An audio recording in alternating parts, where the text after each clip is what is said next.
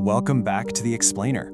Today, we're diving into O. Henry's 1905 classic, The Last Leaf. Now, our goal here is to take this profound story and, in just about 7 or 8 minutes, explain it in a really simple way. We're going to unpack how this short little tale completely shifts how we think about human psychology, hope, and, well, what art actually is.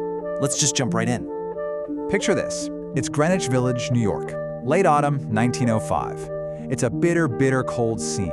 You've got this freezing wind just whipping through the streets, tearing dead leaves off these ivy vines that crawl up the old brick courtyard walls. And inside one of these sparse, drafty upstairs rooms, there's a young painter named Johnsy, and she's lying there completely bedridden with a really severe case of pneumonia. The shadow of sickness. So Johnsy's roommate, Sue, has been trying desperately to care for her, but then the doctor arrives and he delivers this incredibly grim assessment. He tells Sue that Johnsy only has a 1 in 10 chance of making it. The pneumonia has just settled way too deep, and he basically warns her that medicine on its own simply isn't going to cut it. And the reason for those terrifying odds? It's entirely psychological. The doctor actually tells Sue, when a sick person begins to think she is going to die, I subtract 50% from the curative power of medicines. See, Johnsy has entirely lost her will to live. She's completely given up on her big dream of painting the Bay of Naples. And instead, her mind is just fixated on that bleak, freezing courtyard right outside her window. Counting the falling leaves.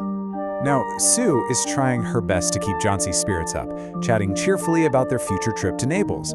But Johnsy, she completely ignores her. She's just staring out the window, counting 8. She tells Sue that just this morning there were only 8 leaves left on that dying ivy vine out there. It's honestly this chilling psychological ticking clock.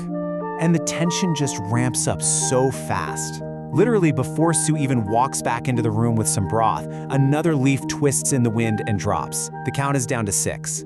You can really feel this agonizingly slow drag of time mixed with this intense, inevitable dread. Johnsy is obsessed with these decaying little remnants of life, just tracking them as they fall. And this brings us to a really heartbreaking realization. Johnsy says, when the last leaf falls, I will go too. She has actually convinced herself that her own fading life is physically tied to that vine. She truly believes that final leaf dropping is the timer for her own death. Now, Sue tries to brush this off as just feverish nonsense, but Johnsy's mind is totally made up. The grumpy old artist. Absolutely desperate at this point, Sue runs downstairs to find help from Berman. He's this gruff, grumpy, 60-something painter who lives below them. Now, Berman has been bragging for 40 years about this masterpiece he's going to paint, but he hasn't actually done anything. When Sue tells him about Johnsy's morbid little countdown, the contrast between the two is super fascinating. Johnsy sees the leaf as this tragic, literal death timer. Berman, he reacts with explosive anger. He calls the whole idea absolute, foolish nonsense. But beneath all that yelling and bluster, as he looks at his own blank canvas, you can sense this silent, deep concern starting to take shape. The storm and the miracle. Well, that very night, a massive, violent storm rips through Greenwich Village. We're talking freezing rain, howling winds, just battering the courtyard walls. Honestly, it feels completely impossible that any leaf could survive that. And yet, the next morning, when Johnsy insists the curtains be opened, there is 1 leaf left. Just 1. Dark green, yellow at the edges, miraculously holding on to that brick wall after a totally brutal night. The impact of seeing that survivor is immediate. Staring at that impossible little leaf sparks this massive psychological shift in Johnsy. She suddenly realizes how wrong she was to just give up and wish for death. Almost instantly, her will to live comes rushing back. She asks for broth, some milk. She wants a hand mirror to look at herself.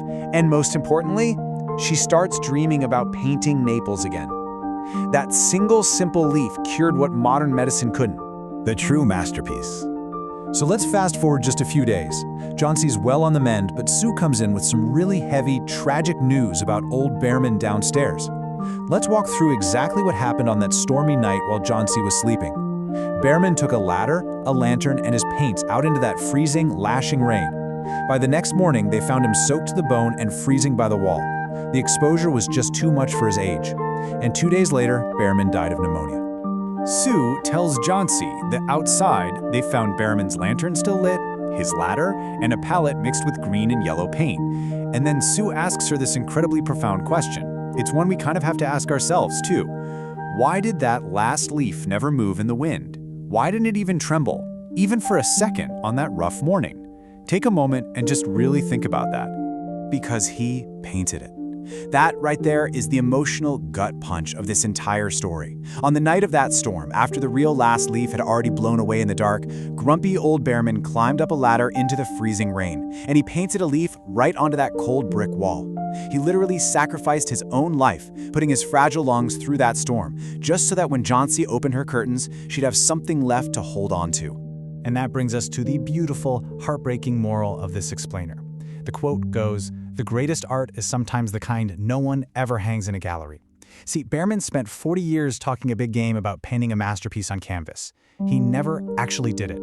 Instead, his masterpiece ended up being a tiny 2-inch leaf, painted in the freezing dark for an audience of exactly one person. But it saved her life. It was everything. So, that leaves us with a final thought to ponder today.